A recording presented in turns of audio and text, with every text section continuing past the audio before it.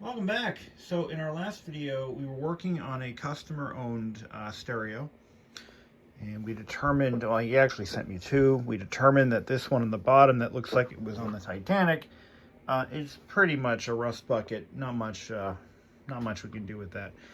The one above it is promising. It produces audio. Sounds okay. We got the cassette deck working, and we started working on the CD mechanism. So I downloaded the schematics for the stereo. So let's take a look at this here. So this is the component layout view of the CD control board, and the one below it is the actual schematic, point to point, what goes where. And I did some research, and I found that the CD mech will not, the CD spindle will not spin unless the laser focuses on the disc surface first. And that's a game changer, because it means that there's a possibility we can save it. Now, what I've been looking for and I can't find is one of those clear buffer discs that used to come in the CD spindle packs, and I just opened up a couple of fresh spindles, and it looks like they don't come with those anymore, so I'm going to have to wing it. See, what I want to do is verify that we are actually getting a laser output on this device, and if we're not getting that, there's really not a hell of a lot I can do. What I'm going to do instead, we're going to go ahead and just pull the laser or the CD mech out. So it won't send a signal to rotate the spindle until there is a laser. The laser is producing enough power to create a beam, a solid beam with feedback. And, well, that should be easy enough. So what I'm going to do is I'm going to raise the power on this laser and see what we can come up with. Just unplug everything here. I mean, sometimes you get lucky.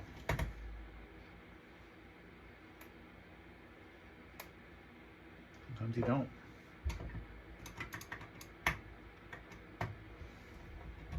Either way, what I'm doing right now is not part of the initial, this isn't part of the original bill. We're kind of going above and beyond here. He didn't expect me to fix his CD player, but anytime a unit comes into my shop like this, I want to do what I can to make that customer happy and possibly help others as well. So here's our potentiometer. We need to raise that bit. I'm going to need a small flat blade. It's going to be orange handle ones. This little potentiometer, we're going to just kind of tune it a little bit.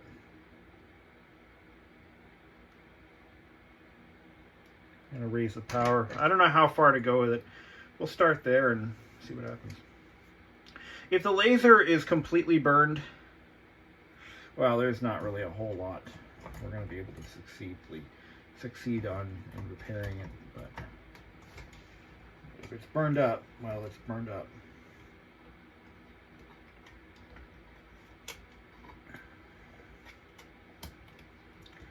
The going rate for a brand new laser is, as far as I can tell, you're looking at $350 maybe. Yeah. Yeah, right. No one's gonna pay that. No one's gonna pay that. Not even me. I have my limits. I paid, what did I pay? 70 bucks, 80 bucks for a brand new laser. But that's just me. You know. I think that was the upper limit of what I was willing to put into it. And then once I'm in that far, What's another 400 for replacing all the decals and everything else? All right, so we got it all hooked up. Plug, good. Here we go. Power, lights, camera, action. Let's put in a CD. Let's see what she does this time.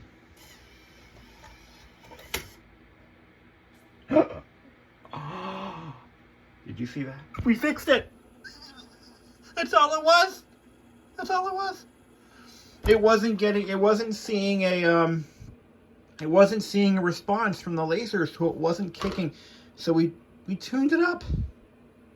Now that's not going to last forever. We did turn it up a little bit. I think probably a little more than we should have. But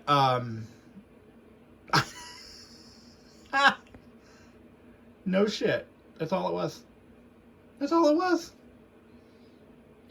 And I got all these schematics. I'm poring over this, looking at, you know, what's going where. And I'm looking at, okay, so there's our digital signal processor. This is a chip.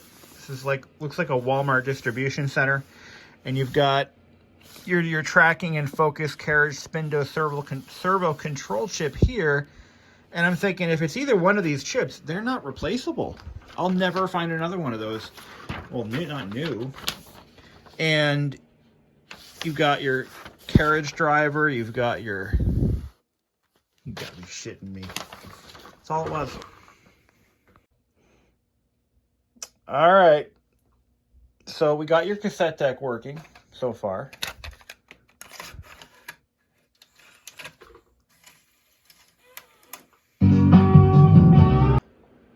All right, Mr. Schneider, this is for you.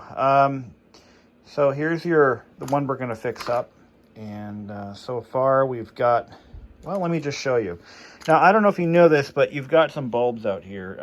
The BBISHOPPCM display no longer lights up, but it should be functioning. Let's turn it on. Yeah, so we have an image on it. So what we're going to do is we're going to do some bulbs. Your control panel bulbs are all shot. I'm going to replace only the blown ones. I've got some bulbs on order. They should be here within a couple of days. So we'll start off with the cassette deck. So I got that running yesterday. All I did was change the main belt, which was it was just junk. So let's put in a good tape. Now the fix that I did is what you would do to compensate for an aging laser diode, and it's not something that I like doing, because it's not really, you're not replacing anything, you're just compensating for wear. But what we do is we turn the laser power up just a tad. So what's happening was your CD wasn't even spinning. The first thing it wants to do is it wants to establish that the laser is putting out enough power and it's bouncing and reflecting back to the receiver. And if there's no response, if it doesn't see a focused laser beam, it won't tell the servo to spin up the spindle motor. So that's why it wasn't spinning. There was no beam to read back, so it just assumed that there was nothing there. And now for something completely different. This is a sneak preview of my next radio. This is one that was sent to me by another individual. Now this is not a Pioneer. This is this was the optional upgrade, the first optional stereo that was available for the Miata. This was the top end stereo for the 1990, maybe even 91, 92 model year. So before there was a Pioneer sensory sound system, there was this. Now this was this is a Panasonic produced unit, and the wiring should be the same. Should be. Let's give it power and see what happens. Now this one produces no sound, and all I'm doing with this one is we're going to try to repair any functions that don't work and see what it'll take. It has this DIN connector. Now this is probably a proprietary Panasonic type connector, and It's got, again, CD, cassette, AM, FM. This was a premium option, much like the MSSS1. You should use all the same harness connections as the Pioneer because it's a Mazda. It's a Mazda connector, not a Pioneer connector. So let's give it some juice, see what happens. Absolutely nothing. No clock, nothing. No draw at all. Okay. Oh, you know what? We don't have a ground. Might want that ground. I'm going to turn the current down just so I don't blow something up. And we'll just slowly introduce current to it and watch that ammeter. So I'm going to just loosen up this connector right here. Let's put you guys up there on the light. I keep forgetting I have my ground routed outside of the harness. Silly me. Okay, here we go. So we're going to put the voltage up to 12. We're going to drop the current and slowly introduce current to it and see what we get. All right, I got draw. Okay, perfect. We're drawing a little bit less, about an amp. Just under 1 amp. Okay, so we don't have any dead shorts or anything stupid. So let's go for the tuner. We have no sound. We have, oh, there we go, power switch up. The amp turns on. Now his complaint, now that I recall, his complaint was that it wouldn't tune.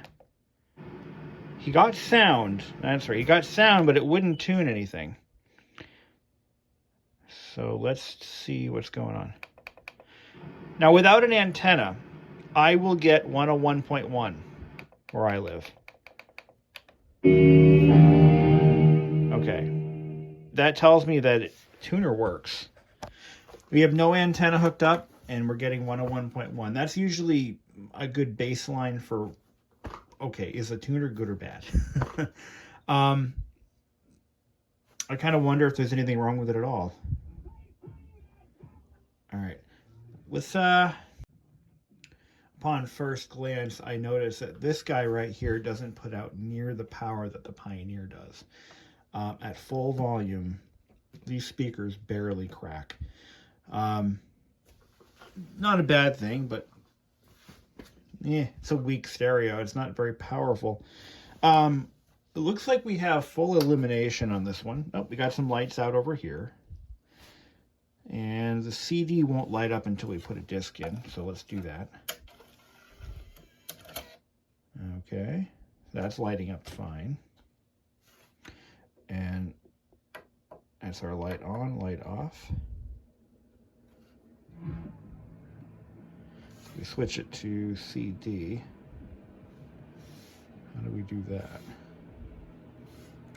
Play. Nothing. It's not playing it. Okay. I bet you we have the same problem. Like they put money on it. I bet you we have the same problem.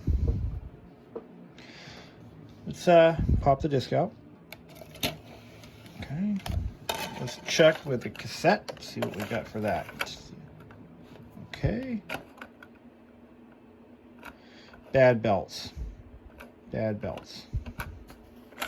More than likely. Definitely gummed up though. It wants to take it in, but it's like, no, I can't do it. I can't do it, man. All right. All right. Let's kill power. Pop the can open. And on the the Panasonic, it looks like it's just snapped together. So I should be able to just pop this cover off. Like that. Okay. Easy access.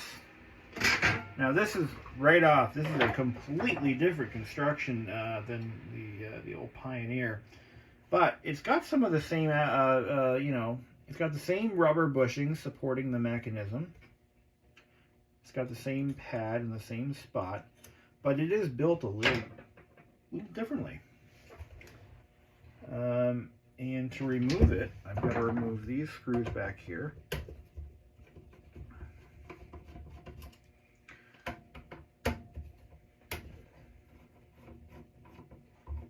Take those out.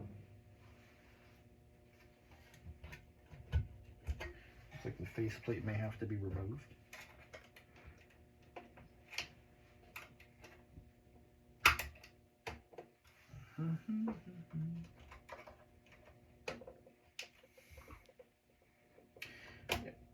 But this is the this was the OG. If you bought the deluxe, you know, fully loaded Miata, this was the stereo that you got for the first couple model years. Mazda's been using Panasonic stereos for quite a while. Until recently, I think they're using a Clarion derivative. Alright.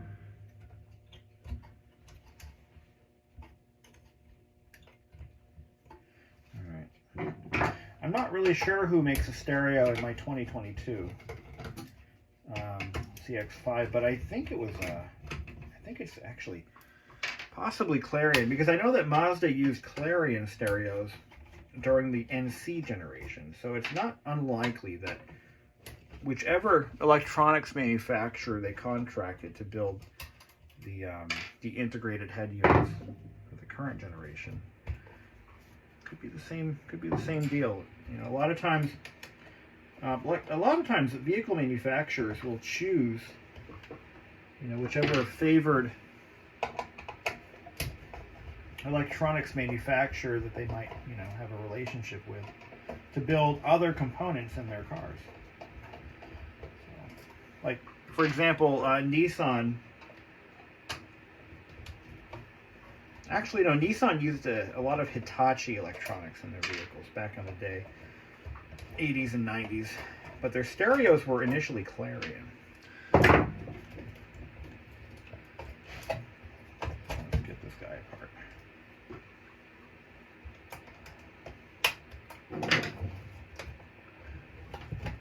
This one's a little tricky. There we go. You just gotta take. Oh, I gotta take the whole thing out.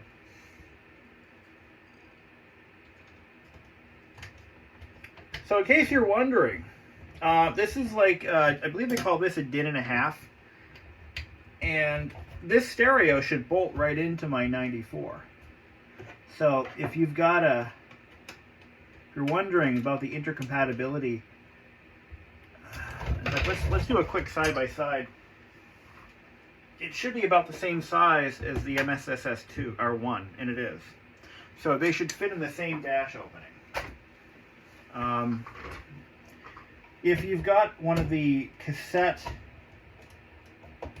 only Miatas, so if your factory stereo was a cassette only model, then you're going to need a different the tombstone. I think there's an adapter that you need in the tombstone, which is basically the front bezel.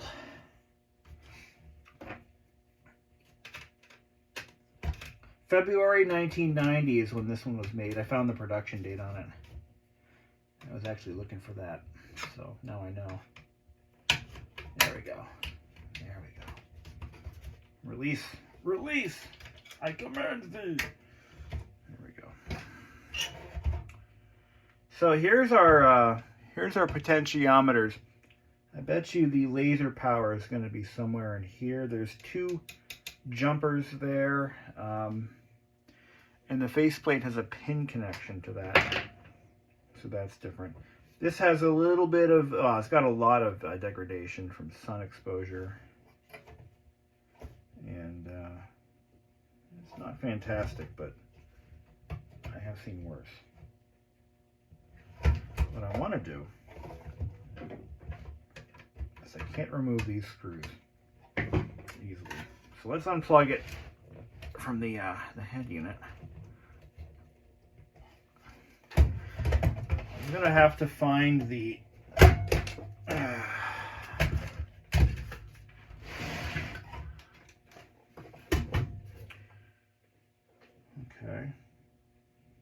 Let's see how they do that. So my display has to, yeah, they don't want this taken apart, do they?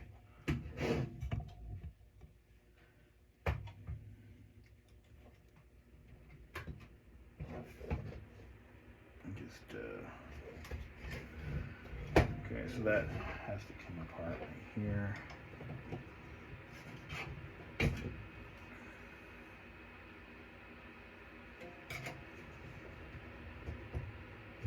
No, huh? There we go. There we go.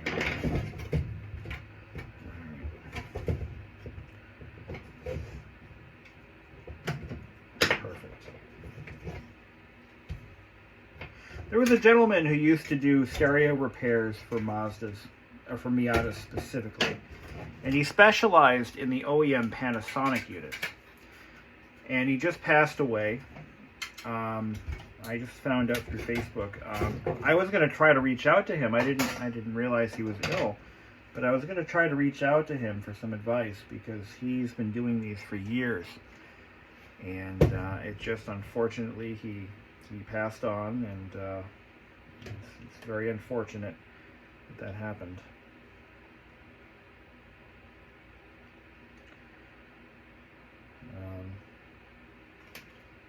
So as of right now, there is nobody, to my knowledge, offering repairs or repair advice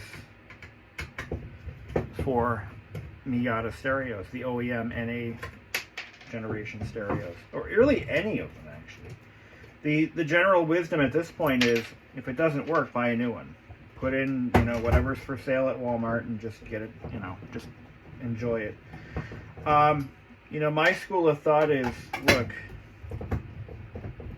these stereos were custom built for those cars, and I just I like to keep things original, just for the fact that nobody else is doing it.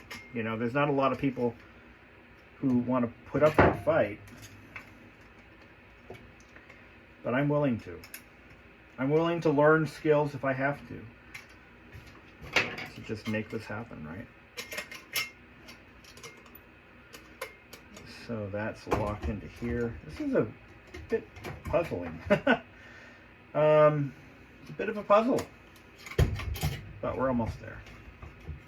Okay. And you can see how to get the CD mech separated from, well, I guess the CD mech is on the chassis. I guess that's pretty much how they did it. So you've got to strip the boards away to get down in there. Yeah, that's pretty much it. So we know that the tuner works. He did state that it wasn't tuning as well as it used to, and I wonder about that because, well, I don't know. That's puzzling for sure. Where are my pliers? There they are.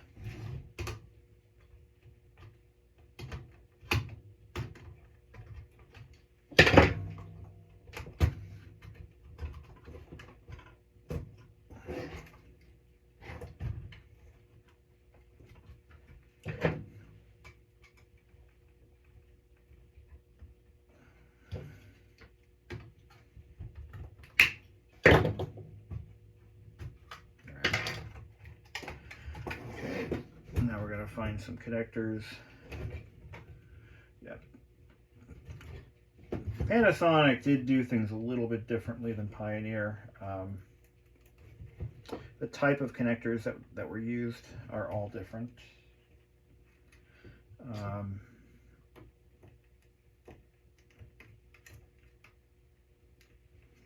almost don't want to mess with these. There we go. Yeah. So that unplugged just fine. Got this guy here. We'll just unplug that. You gotta be careful though, because a lot of these plastics are old and they will break. They will break. Don't think they won't. So you're gonna find that at some point, maybe not now, but even 10 years into the future, you start taking these things apart and you've got connectors that are just disintegrating. All right, so we have the exact same adjuster right here. Right there. And just like I did with the Pioneer, I'm going to stick my little screwdriver down in there and I'm going to give it a little tweak. That much. Just, let me just demonstrate that again for you. I'll put it back where it was. I told about where it was. Now we're going to go like that. Just, if you give it too much power, what's going to happen is you're going to burn the laser completely out. It is what it is. We don't have a legend for what these are for. And unlike Pioneer, they didn't label these as, oh, this is, oh, these are probably, these are probably focus. Focus. FG could be focus gain. TB throttle body? I don't think so. But while we're down in here, let's take a look at some of these little aluminum SMD caps. Now, for those of you who follow my channel and know my affinity for vintage mechs and understand that, you'll know that every vintage mech that's ever come through my hands has needed to have every single aluminum SMD cap replaced due to leakage. So let's take a look at that. So I don't see any leakage here at all. You can usually tell, you're going to see, if you see an oily residue around these, that's leakage. And that's going to cause the cap to drift in value, drift in functionality, but that electrolyte is also conductive, and it can cause all kinds of crazy things to happen. We found a battery here. Got to watch out for these. Now, why it's in the CD player, I can only take a guess that it's to allow it to remember what track it was on, and they sometimes will use batteries. But this is a 5.5 volt battery. It's very similar to the clock battery in the iBook G3. And it isn't leaking. We should check to see if it still contains any voltage. Why don't we do that? So it's going to be these two posts right here. We're going to check for voltage. And if there's no voltage, the battery should be replaced, but I doubt I'm going to be able to find one. Not easily anyway. So let me power up my voltmeter. Okay. Let's see what we get. Where did I say that was? Right there. I can triangulate by looking at the board from both sides, and I should have voltage right here. I have 0.57. So this battery, which is a rechargeable battery, would you believe, is still holding voltage. Let me change my scale a little bit. Yeah. 0.563 to be exact. So it's still, oh wait, no, it's holding half a volt, my bad. But it's something. It's better than nothing. So, that should probably be changed. But you know what? I don't think we're going to go that far with this guy. I think what he really wants is to be able to enjoy his CDs. He wants to be able to enjoy the AM/FM tuner. And I think he wanted Bluetooth. I'm going to double check. I hope so, because I bought a bunch of modules and I need to get some money back for those. I didn't buy them to collect them. So I'm hoping to sell some of those modules off. Maybe I'll throw one in just to be a funny guy. It's like, hey, while you're in your car, turn on your phone and select DROKBT on your Bluetooth devices and let me know what happens. Ciao. All right. So let's get this. You want to really watch out for these flex cable connectors, because, or these flex circuit cables, because they are irreplaceable at this point. Sure, one of us could have these produced again in a limited run, but I'd rather not have. Oops. Like I said, be careful with these connectors. I just had that ear snap off. That's okay. It's not a big deal, but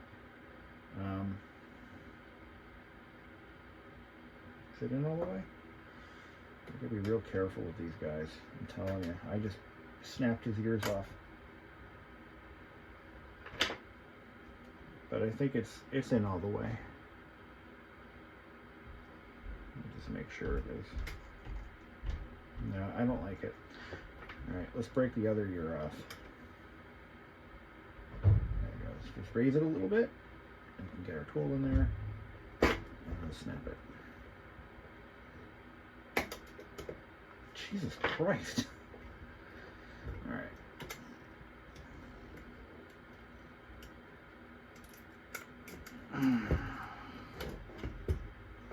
As long as it locks in, we're fine. And it should be fine. But that's the thing with these old electronics is, again, they used plastics that, you know, at the time of manufacture, yeah, that's fine. So and it locks in nice and firmly. That's what you want.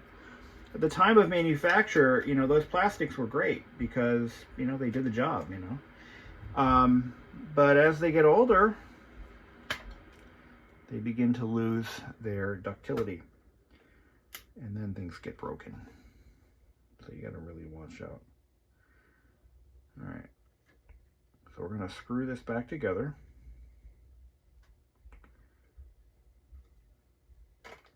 All right.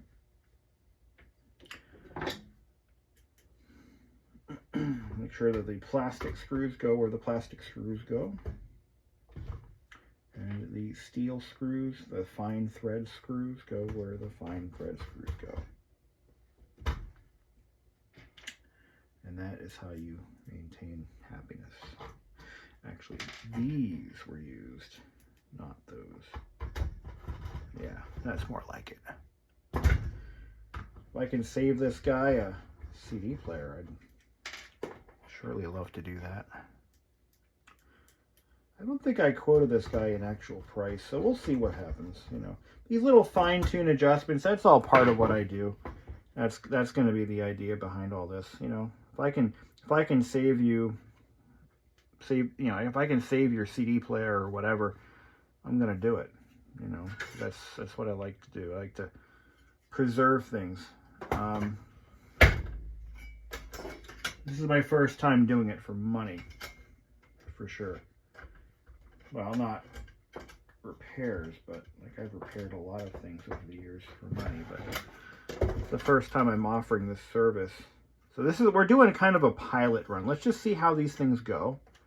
And, you know, see if I get any really angry customers, piss off a lot of people, get sued, that kind of thing. And, you know, hopefully not. Hopefully things go smoothly. But when you're trying to break out into a field where there really aren't a lot of folks offering the service, you know, it's you kind of want to just tread lightly, I guess. Yeah, that's how that goes together. So, other than maybe applying a little bit of grease, we're done inside there. I might go back inside and put a few dollops of grease here and there to keep things moving smoothly. But beyond that, I don't think so. I don't think it'll be necessary.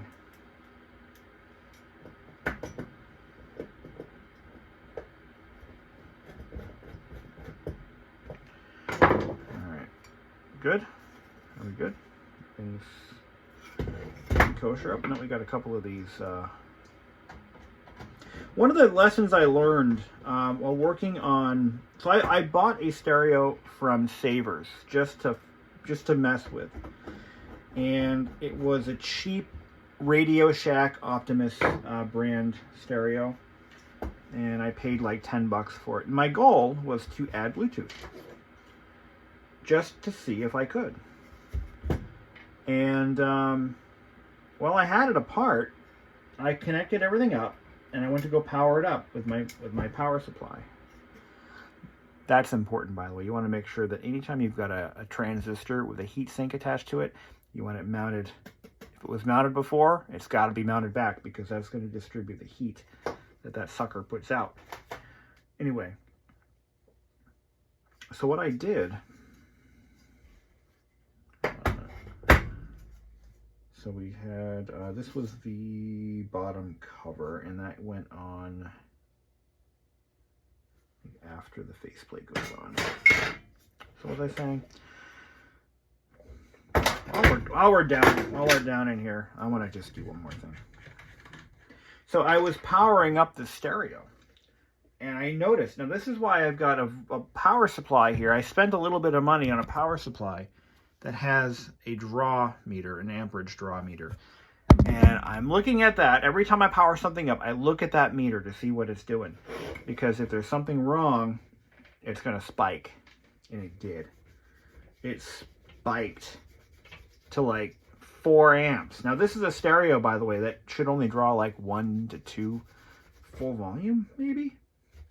Yeah, look at that display. It's pretty ruined. But, you know, this is what happens. You know, these cars, they get improperly taken care of when they're new, and they use the wrong things to clean them, and the UV coating just goes to hell, and there's nothing you can do about it. Such a shame. All right. What was I saying? So yeah, I was doing a little bit of work to the stereo, and my ammeter spiked, and I'm like, shit, that's not good. And I'm trying to figure out why. So I double checked and rechecked everything, and you know, the funny thing is, this is really funny actually. The funny thing is, I didn't do anything wrong. Everything was exactly as it should be. And what I determined was, hold on a second. There's a point to this conversation, I swear. I think this has to go on first. So the point of the conversation was this. So while I didn't obversely screw up, I failed to account for the fact that it requires the chassis ground at all points on the board. So what happened was I was actually starting to cook one of the main power transistors. That's not good. So just, you know, keep an eye out for that kind of stuff when you're working on these. You want to make sure that when you reassemble things, that they get reassembled properly, and not like I did. Before testing, like sometimes you can't even test this stuff without a complete reassembly. Now how the hell am I supposed to get this back? Gotta make sure that those pins are aligned. Good. Okay.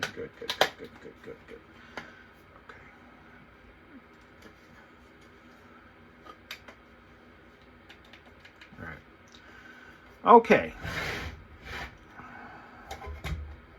What I'm going to do, just for grounding purposes, I'm going to reattach a couple of these, at least one of these screws, and just to satisfy the need for proper grounding.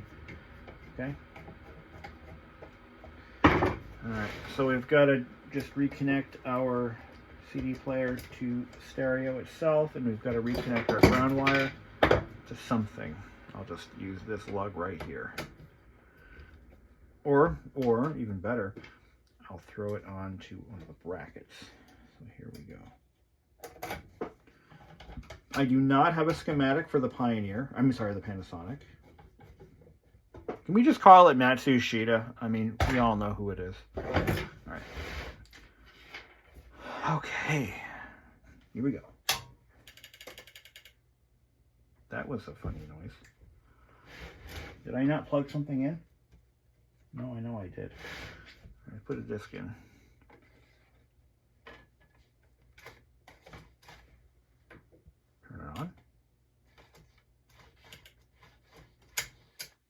it doing? There we go.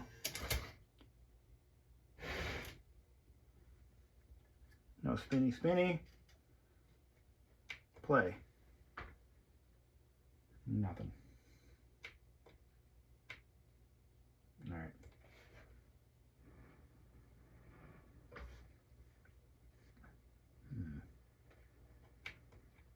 No.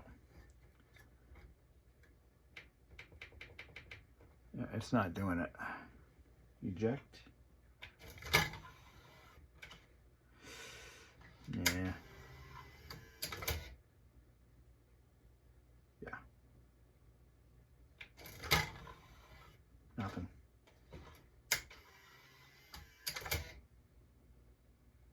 Nothing.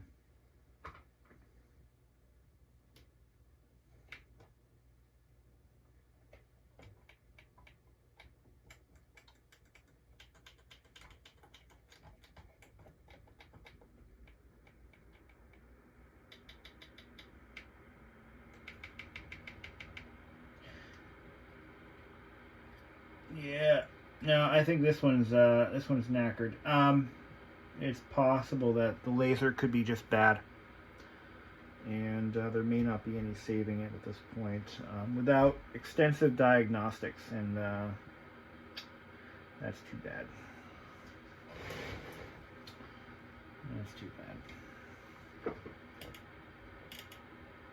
Wait. Oh. Wait a minute.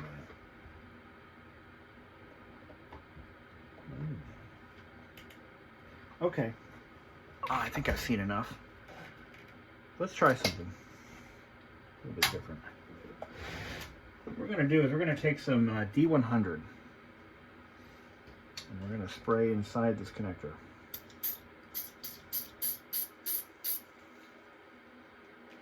And we're going to spray inside the female side of that connector. I think I might have found the problem. Oh, you bitch. Where's the knob? Oh, it's right over there. Now, this D100 deoxit product is really good at cleaning any damaged or corroded connectors. And I have had really good luck with this stuff in the past.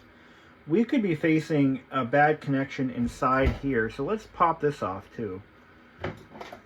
I noticed that when I pushed on the connector, it was doing some weird stuff. Oh, almost stabbed myself. You know, let's just plug it back in. I'm going to flush it out with the D5. We'll just put a rag under it. We're going to flush that out. Didn't look dirty or anything, but you never know. I'm going to flush out the other one too. There we go. Just sop up the remainder.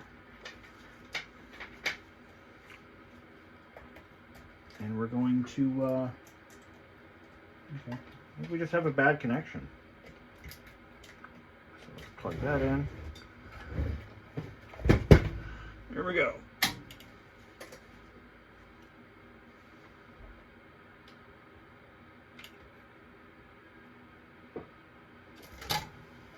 Looks like I tried to do something.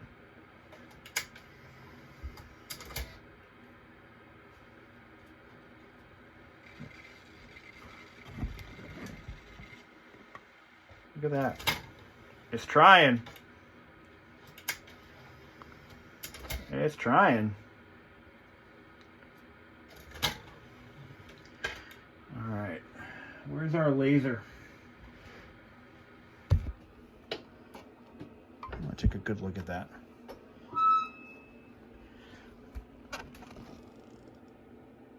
All right. You can see our laser right there. That's what I'm going to do. I'm going to go up in there.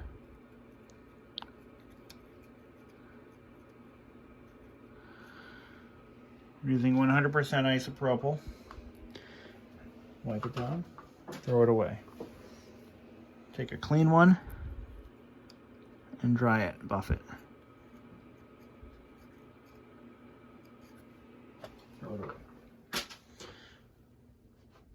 Try again. I got it spinning.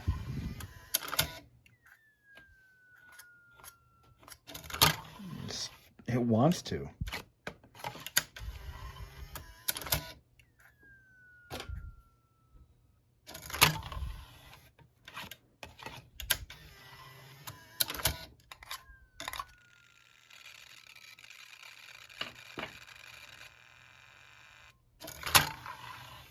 It so wants to. You notice how it changed direction?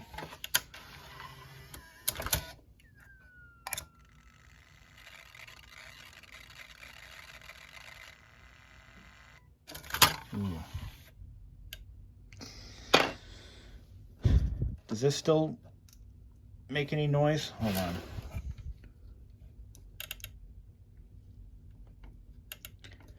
We have a broken connection. We have a broken connection inside, probably on the connector on the board inside the unit. I bet you that's what it is. Let me try to hold it.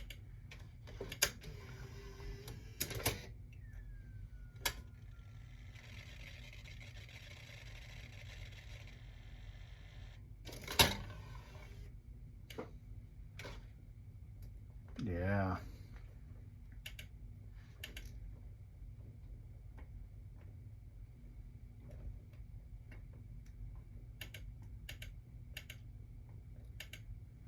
Yeah.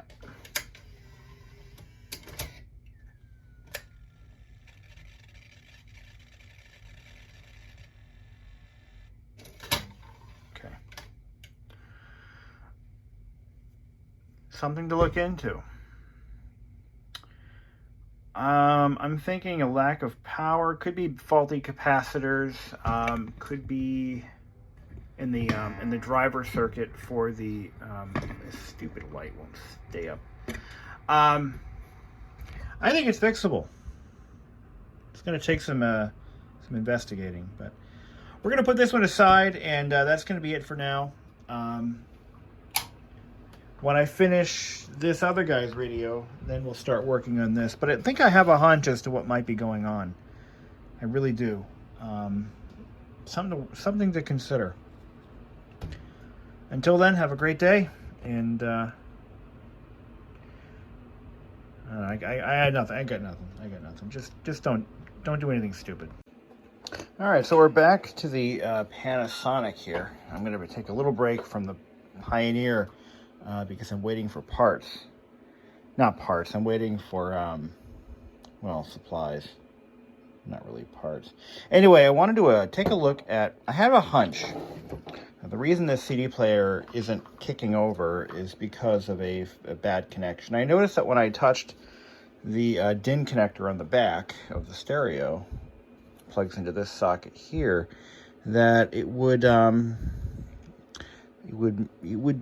misbehave. You touch it and it misbehaves. It doesn't do what it's supposed to do. So I had a hunch that there might be a broken solder joint, and that hunch looks like it might be paying off. Let's take a look here. I'm going to put my camera right here on the little magnifier, and I'm going to reposition you guys. I'm going to point out what I'm seeing. So on the back of this board, it doesn't really show very well, but promise you there is a broken joint. There's two actually on the back side of here, and I can't see it through this. Let me see if I can get my eyes in. There we go. Right here, we got a broken joint. We got a broken ground. And possibly many, many more. So what I'm going to do is we're going to fire up the old soldering iron, and we're going to take a look at that. In the meantime, let's get a good look at the cassette mechanism. I've already got the unit halfway torn down. I'm going to take a look while we're in here at our old cassette deck. Now, this is funny how Panasonic builds their decks very differently from Pioneer. They're completely different units. There's really not a lot of similarities in construction. Get this positioned. There we go. Okay. only one screw to get in.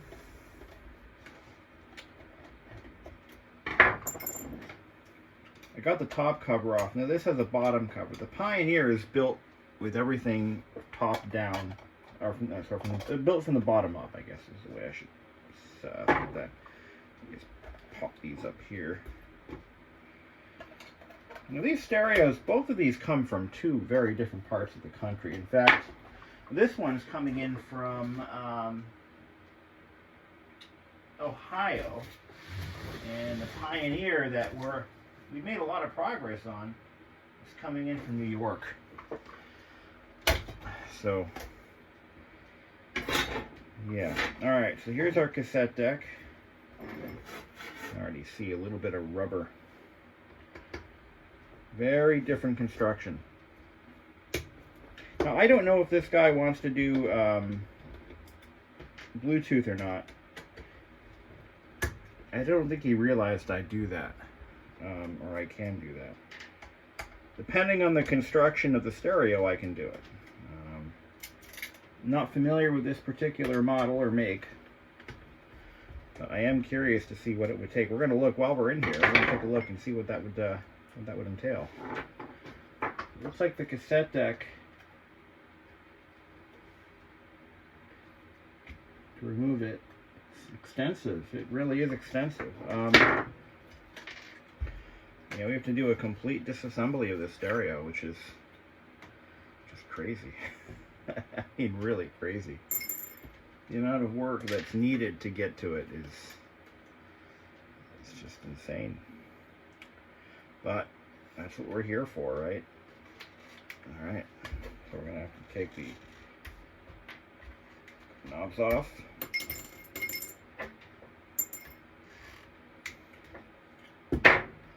Get my prying stick. I want to be careful not to puncture or damage this plastic here. See, I've got a manufacturer who will make these, but I don't think the demand for these is as great as the Sensory sound system. I do like the looks of this stereo. I really do. It's very, very 90s. Very, very 90s Japanese. That's what it is. As it should be.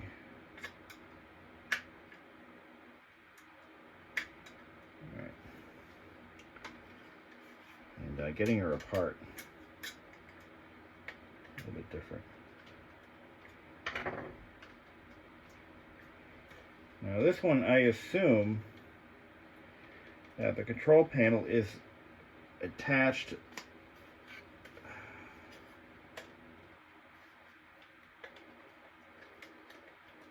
with connectors.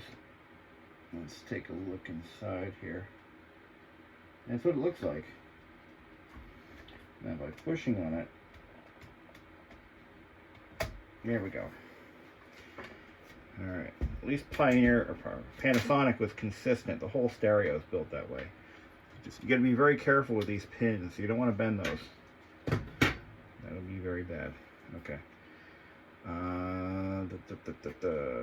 Okay, to get the cassette mechanism off, I think I see how it's done. We need to take these screws out. I've got some universal belts that might fit this. If so, I might be able to get it going for him. He asked specifically about the CD mech. He wants the CD to work. I get it. I get it. And I want to make that happen for him, so let's see what's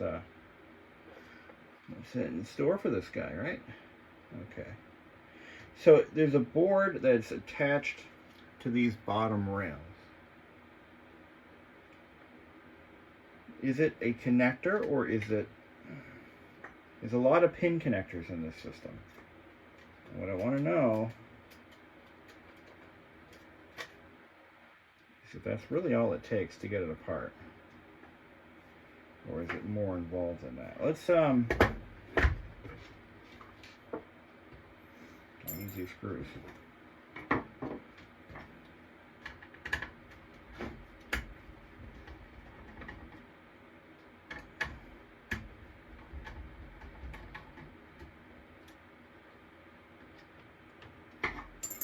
Okay. Let's see. I can't quite get in there, and I don't want to remove the main board at this point. This one's a bit of a puzzle, I'm not gonna lie. I see that's riveted together.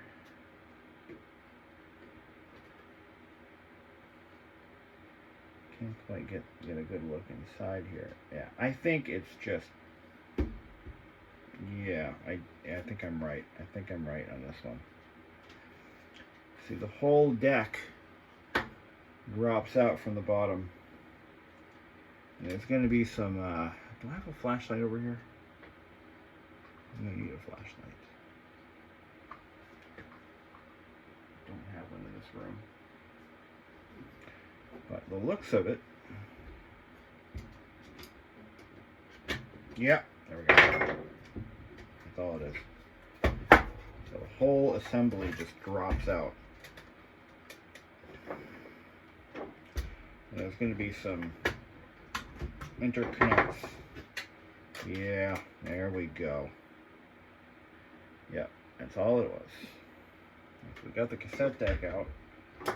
Let's get a good look at her. So we've got a direct drive, a worm drive motor, probably for the loading and mechanism. Pinch rollers are pretty good shape.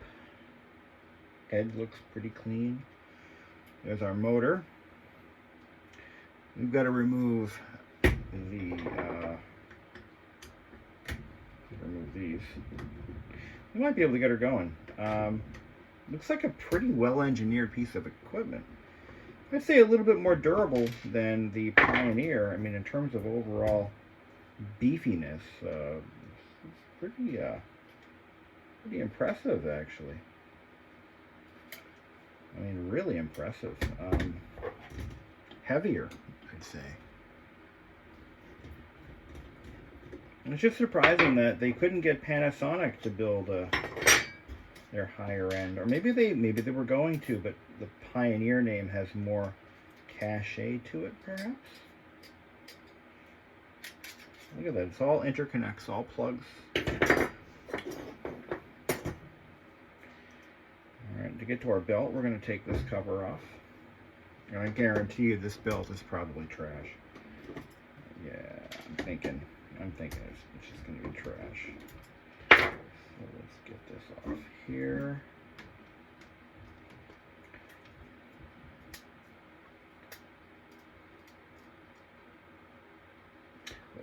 Looks like that tab is supposed to be under. No, maybe not. Maybe not.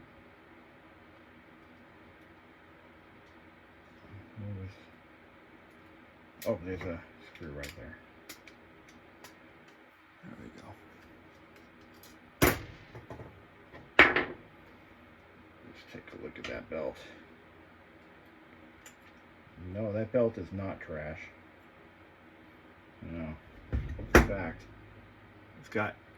So what you want to do, you want to give it a little bit of a stretch and kind of feel it. It should have some give, but it should also spring back to its original form, and it does exactly that. So this belt is fine. So we're going to put it back on. We're going to clean it, take some oxidization off of it with a little alcohol. I like to do that. It gives the belt a little more life. Clean it up. We're going to dab a little bit of grease inside there for the cam, just because we're in here. Why not? We're in Rome. Take one swab, and we're just going to kind of, just put some clean grease in there. This is PAO grease, synthetic PAO grease, good stuff. We don't want to get it on the pulleys. Let's get it on that cam.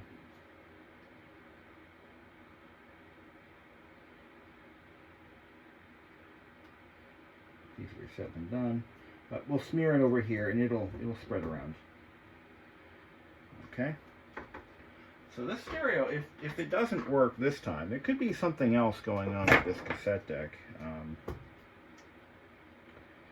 The unfortunate reality with the way this deck was built, because it's modular the way it is, it's almost impossible for us to do like bench testing, and you know, it's just not doable.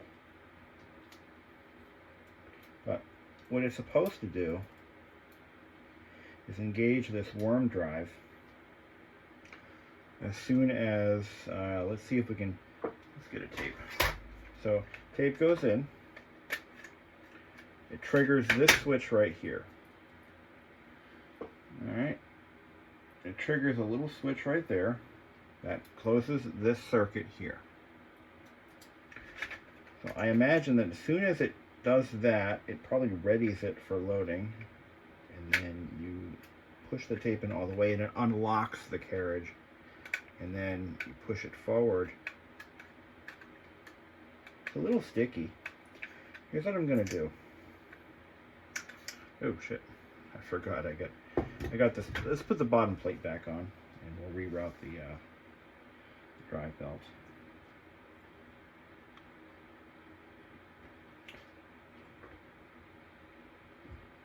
What the hell? Why don't we just go ahead and take these off, and we're going to go ahead and do some cleanup.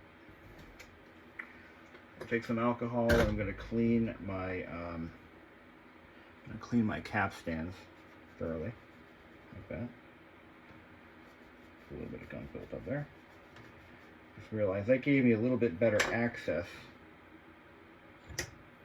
to the to that cam gear, so we can spread a little more joy around all over that. Alright, so let's do that. Put that there, put that there. This is my first time working on a Panasonic, so this is all new to me. So we'll just a little bit of grease on that. So that cam gear, that's going to have all the load. All the load is on that cam gear. It's got to have good grease on it, you know? It's got to be thoroughly greased up. There should be grease here. And should be a little bit of grease there. Why not on that gear too? Okay, everything seems to be hunky-dory. Good. Put that there. So we'll put our pulleys back down. We've already cleaned. They'll spin good and free.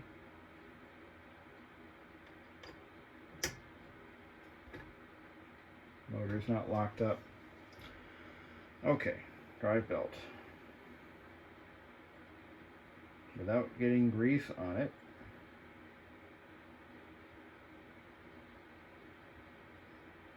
As far as I know, this one really goes something like this.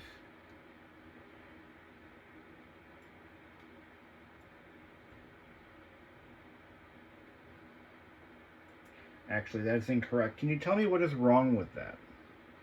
Anyone? Okay. That is not how it runs. They are never supposed to spin in the same direction. That is more like it. Now, looking at how it's spinning here, I think the belt is fine. I really do. I'm confident that the belt is just fine. So put the daisy on both hubs, and then we put the cover back on.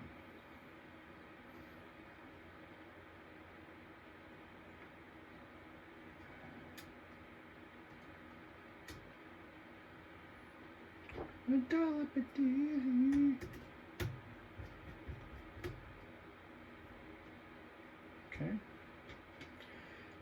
So what else could be wrong? So this thing's got some problems. We got a cassette deck that doesn't do shit. We've got a CD player that doesn't do shit. Now, getting back to the CD. Right, now we can play with this. So we got, all right, that switch kicks in, and then this is supposed to, now look at how slowly it's moving back and forth. It tells me there's probably some gumminess to it, which is probably not a, yeah, this track is gummed out. So what we're gonna do, we're gonna take a little bit of alcohol and we're gonna clean the track. I'm gonna clean the track a little bit to kind of get rid of some of that old grease. Now the proper thing to do would be to tear the whole thing apart, which I'd rather not do if I don't have to, you know. See, now it already, look at that, it's already moving a little better. It didn't take much, and it won't. Just a little bit matters, you know. With the inside track, you stick it down in here. See, look at that. That's all we did. That moves a little bit nicer. So then we take a little bit of grease, throw that swab away. I gotta buy more of these. By the way, I'm using medical grade Puritan brand swabs. These things are great, and they're cheap. They're cheap and they're sterilized.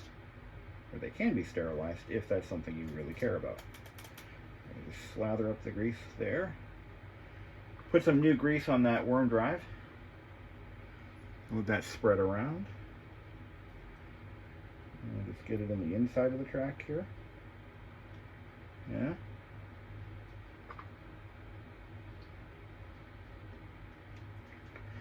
Generally, when you find a cassette deck like this that's this old, this thing is now 32 years old, it's going to be belts. Belts are usually what does it. In this case, it's not belts. Not on this machine. Okay. And now when I put the tape in, see, it wants to move. Now, is there a second micro switch that engages to tell the motor that, hey, take me now? I'm not seeing one. Why don't we go ahead and test that micro switch, the only one we have visible to us. So we're going to grab our multimeter and we're going to set it to tone. So one of the things that does concern me about this stereo is the large amount of surface mount caps. That's the aluminum SMT caps. They're the same ones that Apple used back in the day, and they're the same ones that have caused so many problems. I'm going to suggest to the owner that we may possibly consider a recap on this thing if I can't get it working just doing what I'm doing, and that might be our only option. So here, let's make sure that the switch works. The switch works fine. So we've eliminated a few things. See, a lot of what we do is just elimination, and a lot of it is just simple things. Simple. That's all it is. It's not rocket science. That's not what I do. I'm not a rocket scientist. I'm not even electrical. I'm not even an electrical engineer. I don't know what the hell I'm doing half the time. I'm just using my gut and basing a lot of my troubleshooting theories on what I typically see go wrong in electronics today. That's it. It's no voodoo. Anyone can do this. So we're gonna dab anywhere you see grease. Just go ahead and dab a little bit of new grease in there. You know, any place you see grease, add grease. You don't have to go nuts and clean it thoroughly, because it's just not necessary. It doesn't hurt, but it's also very time consuming. And for what I'm charging this gentleman, believe me, he's getting his money's worth. Okay. So we'll clean up that. Now we're going to take, while we're inside here, we're going to clean that head. Alcohol. Let's take a brand new clean Q-tip, or don't use Q-tips. use swabs. These are medical grade, and they're nice because they don't leave lint everywhere. They're great. I love these things. I'm going to clean that head thoroughly, and look at that. It was indeed dirty. not much we can do with the pinch roller, or the pinch rollers at this stage, because yeah, they're fine. Okay, I think we're at a point where we can start putting her back together, and then we're going to test it out. Now that we've got our soldering iron all heated up while we're in here, we're going to touch all of the connectors on this right around here. This is the back side of that connector. We want to heat up every single one to the point of melting. And we're going to use some new leaded solder. My solder holder over there. We're going to, again, we're going to just touch each connector.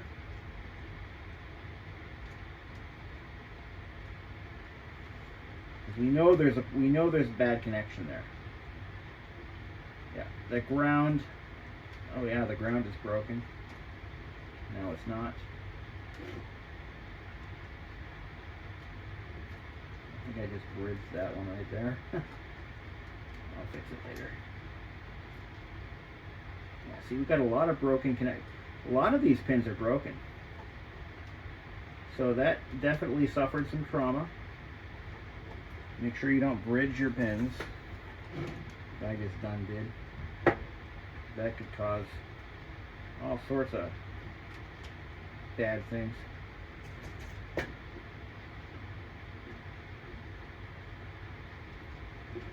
we go. But yeah, I'm gonna say that something traumatic happened here. I don't know the story behind the car that this one's in,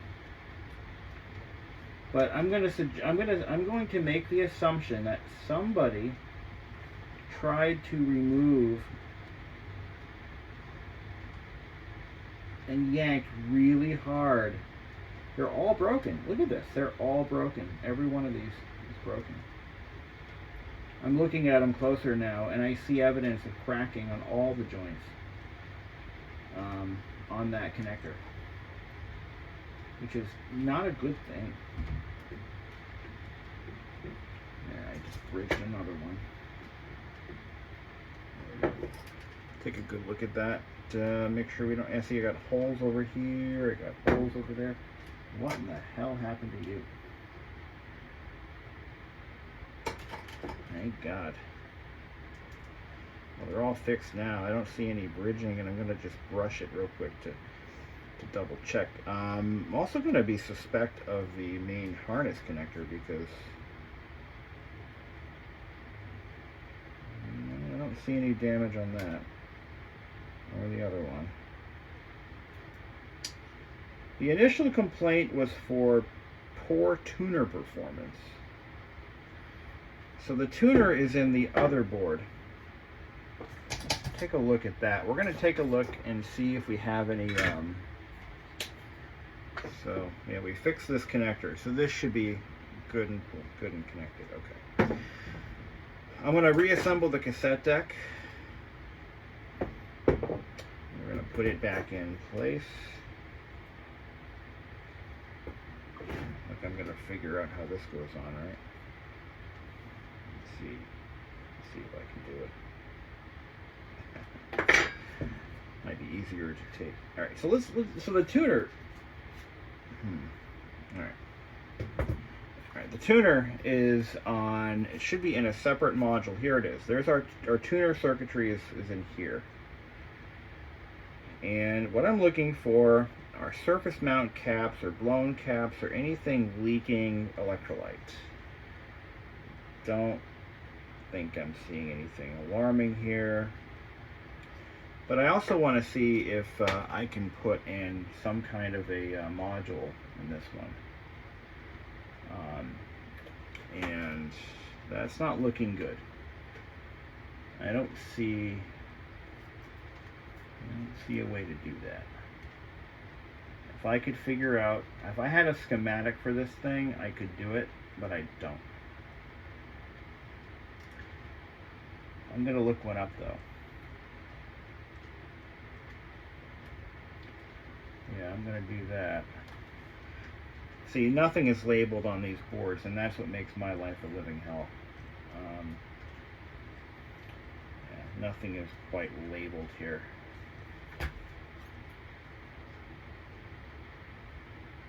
So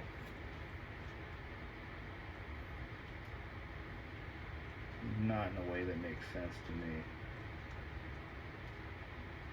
See, the Pioneers were easy, and they really were. Just the way they were built. The antenna in. Oh, soft mute. V-cont. I don't know what V-cont is. AM search. FM search. So these potentiometers you don't want to mess with unless you have the equipment to calibrate them. So this is definitely the tuner board. And yeah, I think if I look at it close enough, I could probably figure it out. And what do we got here? The tuner board is mounted on its own separate board. Where is it?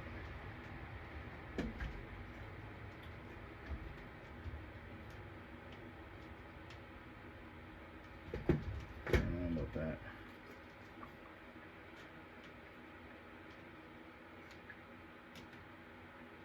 You know what? I don't think I'm gonna do that on this one.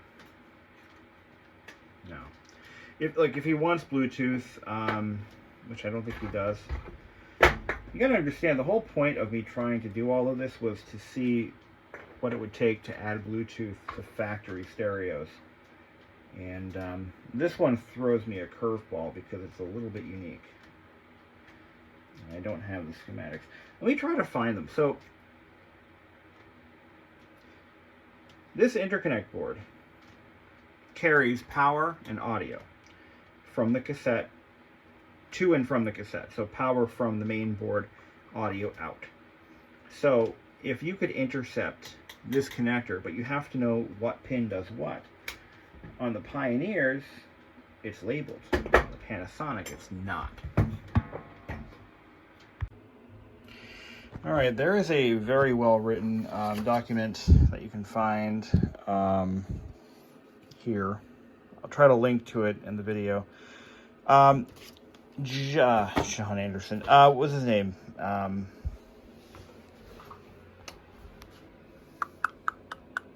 John Anderson is the vocalist for Yes. But Jeff Anderson is, he was the man when it came to doing repairs and modifications to these stereos. He had a small business doing exactly this. Exactly what I'm doing right now. And one of the services he offered was the installation of an auxiliary jack. And it can be done. It can be done. And it uses this jack back here. That round connector, that DIN connector. So, as far as I know, it comes at the cost of your CD player. But, as I understand it, it can be done so that it doesn't necessarily have to come at the cost of a CD player. So, I may offer that to this gentleman here. I just need to look at the wiring diagram and make sure I do it right. And I could probably get this guy at least an auxiliary jack, if not a full-on Bluetooth module. But there is a way to do it. And if there's a will, there's a way. We'll have to see what he wants to do. As far as I know, I've got this thing in here to figure out why the tuner doesn't work, which I've already determined it does. And to solve the CD player problem. That's what he really wants. He really wants his CD player to work, and I can totally respect that. So let's see what we can do for this gentleman. See what we can do to get him on the right path to success. So, let's put his stereo back together. I'm going to record the whole thing so you guys can see. I mean, I'm not hiding anything. I want to make sure that I make this video so that if I get picked off. By the way, Jeff Anderson just recently passed away. I just heard through the forum, one of the Miata forums, and it's a tragic loss to the community, and you know, so I'm trying to do what I can to help out those who no longer have someone to go to, and that's my goal. And I'm doing this entirely running blind at this point. I don't know what the hell I'm doing. Well, I know what I'm doing, but there's a lot of info. See, every time a person dies, it's like an entire library burning to the ground with the amount of knowledge that goes with them. It's just sad. It's the sad reality of the human race. As soon as one of us passes on, that lifetime of knowledge and gathered in or gained information just goes away forever. So I try to document anything that I might know that may not be common knowledge. I make videos, and I just try to be as open and honest as I can about what I know and what I don't. Maybe when I die someday, this information will be useful to somebody else. Not get too morbid, but hey, it's something that we have to talk about. You know, it's really a thing. People do, in fact. They're not immortal. We are not immortal. All right, enough of that. So let's get the. This is by the way the amplifier. You can tell it's an amplifier because of all the heat sinking that's going on here. There's a massive heat sink here, and it's there for a reason. It's not there for fun.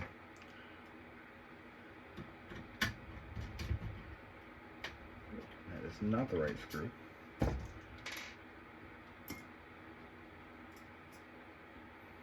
This might be, though.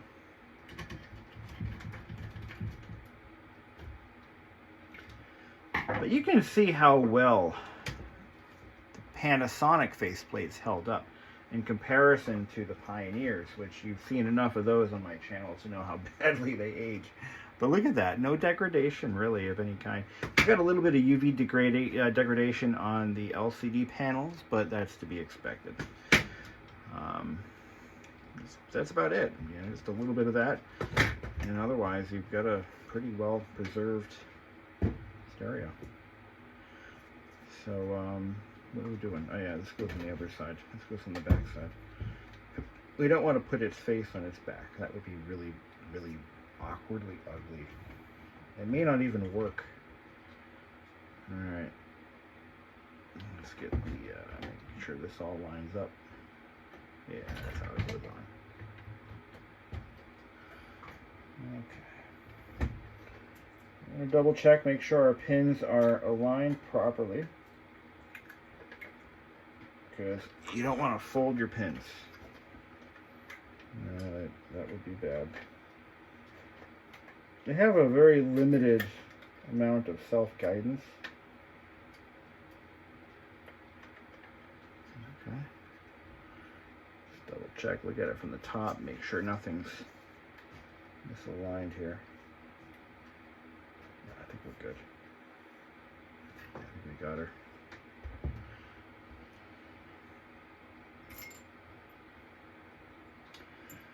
Okay.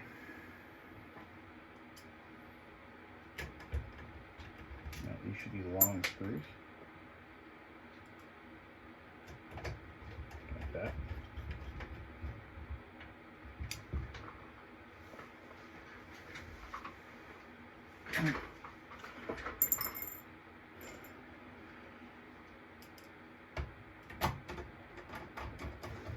Gotta tell you, this is a lot more fun than my day job. Part of my day job is servicing Apple products, and I gotta say, working on stuff like this is just way more fun. It's a lot easier. There's no bull. It's just no bullshit. I value that. I really do.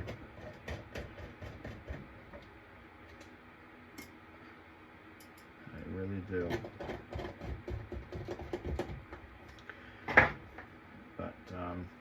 So in other news, I cracked the back window on my Miata the other day. And, yep, that happened. And, you know, I wanted to cry. But what would that do? You know, what would that accomplish? What would screaming, hollering, and yelling accomplish? The way I look at it, well, the window wasn't in the greatest of shape anyway. That's all I can do. All I can do. This is tricky, by the way. So you've got to make sure, damn sure, that this faceplate is properly aligned. You do not have a second chance, because if those pins fold, it's going to be a bad time. You can't really get a good look in there either. Let me try with my phone here. Hold on.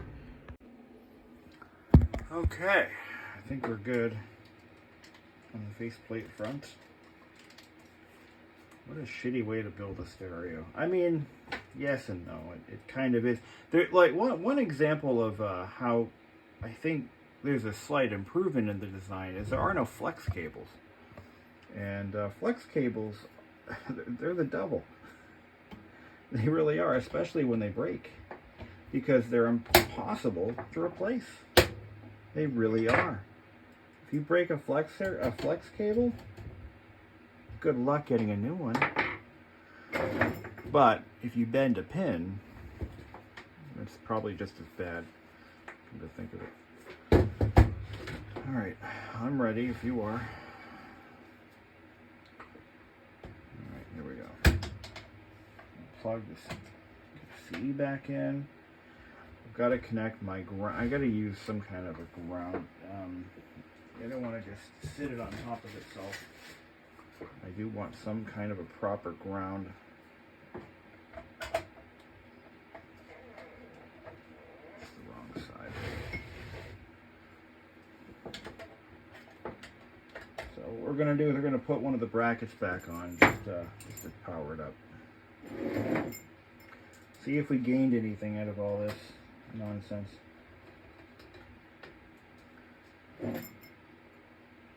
Yeah. There we go. There we got the whole grounding thing going for us. Let's get some power. I'm glad I made up this nice harness. It makes my job a lot easier. So we need our negative terminal. Just attach it here. Picks up the wrong screwdriver.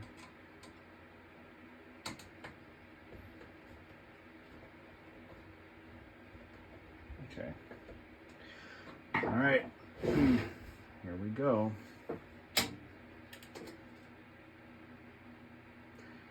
I'm going to try the cassette deck first. Nope. Nope. No.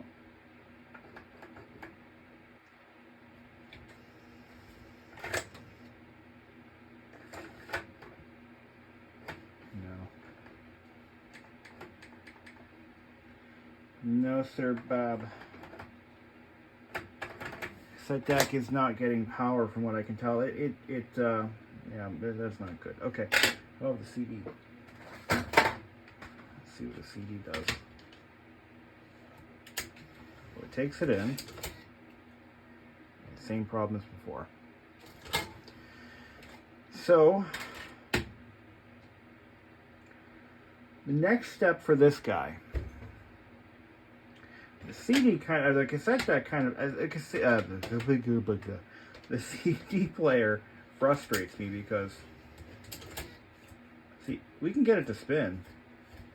See, you can get it to spin a little bit, but it just doesn't. It's not having it.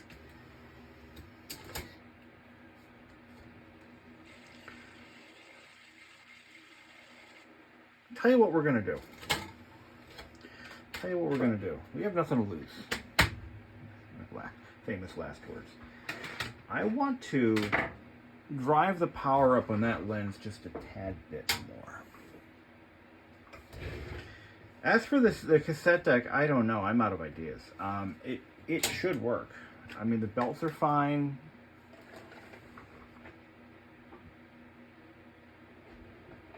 The switch is working. Nothing's disconnected inside. It just plain doesn't want to work. It's not sticking anymore.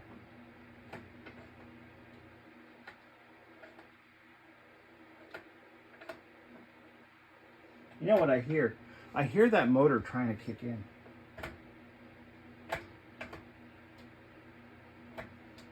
Seriously, I do. It wants to.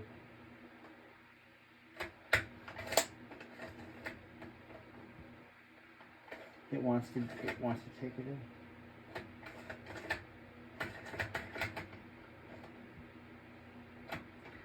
It needs help. That's what it needs. All right. I'm gonna try to hand cycle it. Maybe it's jammed. But the CD player's driving me crazy. But I've got to fully disassemble it. So let me do that off camera, and then we'll get back to you and see what happens. So I took a closer look at this board here, and I'm finding that these caps may in fact be leaking. And at the age they're at right now, I mean, you can see there's a little bit of a kind of a crustiness around the terminals that may or may not be from leaking electrolyte. But given their age, look, if these aren't regulating the power going into the spindle motor correctly, it's going to have the symptoms that we see here. But just looking at how the CD mech is built, I mean, it is way more robust than anything you'll find in the Pioneers. I actually have an optical block in one of these boxes I can show you guys if you're actually still watching. But the quality overall, try to find one. I got a bad one in here. Oh, it's buried in there. I think I see it. I think I see it. I gotta organize these parts better. That's a CD mech, or cassette mech.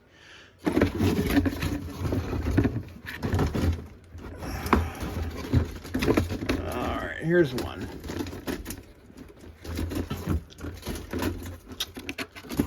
Well, spindle motor, and here's the drive motor for the optical block. Belt driven, no less. Okay, look at this. Really nicely machined optical block assembly. You've got a gear driven drive motor. I mean, it's built pretty well. So I've got a list of what I need to order here, and we're gonna come back with, we're gonna do a recap on it and just see what happens. You got nothing to lose. I mean, this is gonna cost a few bucks, but if it saves his CD player, you know, we'll see what happens.